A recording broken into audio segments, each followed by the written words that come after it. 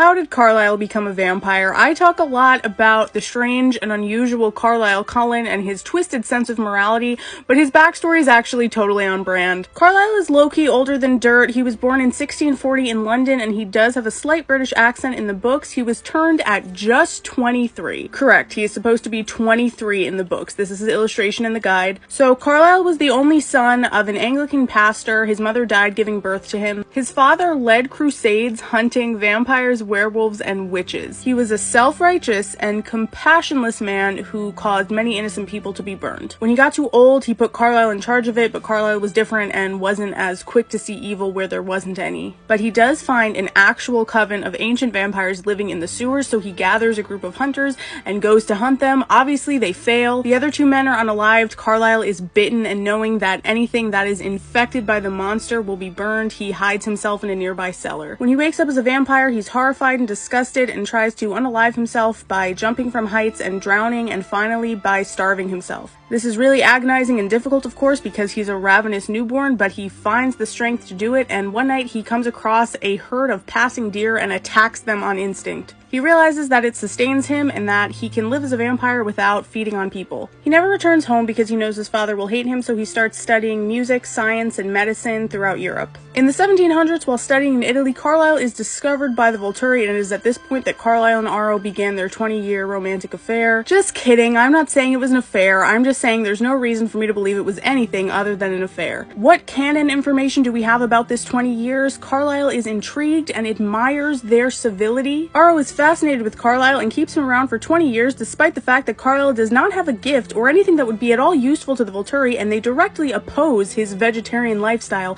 and never stop trying to persuade him otherwise. And Carlisle voluntarily stayed with this group of people who directly oppose his morals and beliefs. During this time, Aro played weird games with him, let him write laws, and remained on fond and friendly terms when he left after 20 years. There's absolutely nothing missing from this synopsis of their relationship, and the Godfather made all his money selling olive oil, allegedly. So Carlisle says, "Arrivederci, mi amore, gotta go, might mess around, make myself a weird cult like Sims family." He ends up in America and starts working in medicine. He wants to find other vegetarians, but he doesn't. Because he's very lonely, he debates turning someone for a long time. And you know the rest, between collecting beautiful youths for his weird family, projecting his ideals onto them, becoming a wealth-hoarding billionaire, colonizing, medical malpractice, he's a busy guy. I do think Carlisle's complex, but like the trajectory from his father to Carlisle to Edward, it's the circle of self-righteous white men.